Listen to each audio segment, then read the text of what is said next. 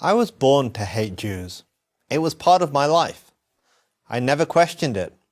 I was not born in Iran or Syria. I was born in England. My parents moved there from Pakistan. Theirs was the typical immigrant story. Moved to the West in the hope of making a better life for themselves and their children. We were a devout Muslim family, but not extremist or radical in any way. We only wished the best for everyone. Everyone except the Jews.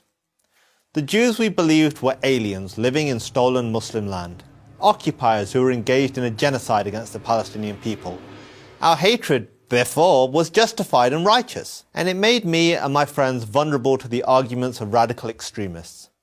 If the Jews were as evil as we had always believed, mustn't those who support them, Christians, Americans, and others in the West, be just as evil?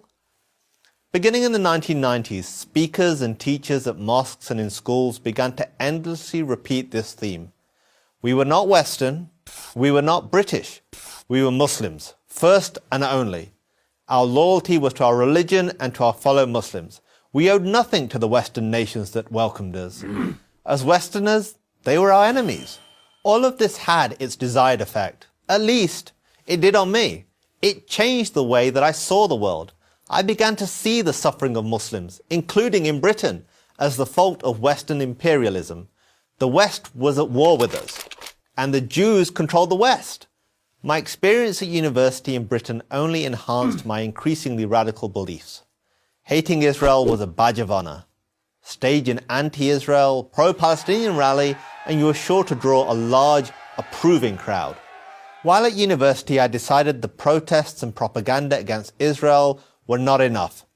True jihad demanded violence. So I made plans to join the real fight.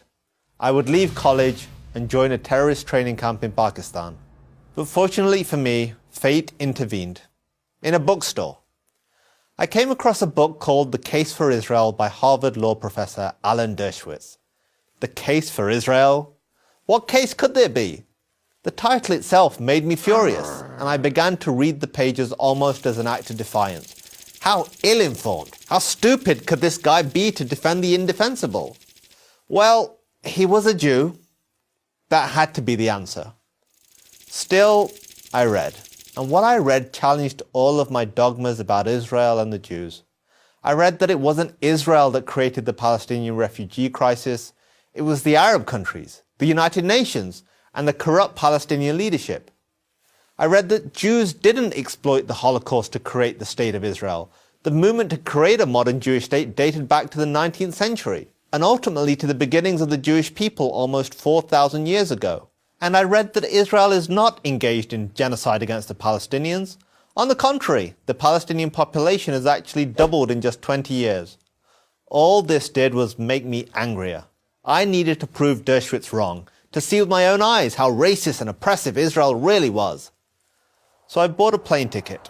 I would travel to Israel, the home of my enemy. And that's when everything changed. Everything. What I saw with my own eyes was even more challenging than what Dershowitz had written. Instead of apartheid, I saw Muslims, Christians, and Jews coexisting. Instead of hate, I saw acceptance and even compassion. I saw a raucous, modern, liberal democracy, full of flaws, certainly, but fundamentally decent. I saw a country that wanted nothing more than to live in peace with its neighbors. I saw my hatred melting before my eyes. I knew right then what I had to do. Too many people on this planet are consumed with the same hatred that consumed me. They have been taught to despise the Jewish state. Many Muslims by their religion, many others by their college professors or student groups. So here is my challenge to anyone who feels this way. Do what I did. Seek out the truth for yourself. If the truth could change me, it can change anyone. I'm Kasim Hafiz for Prager University.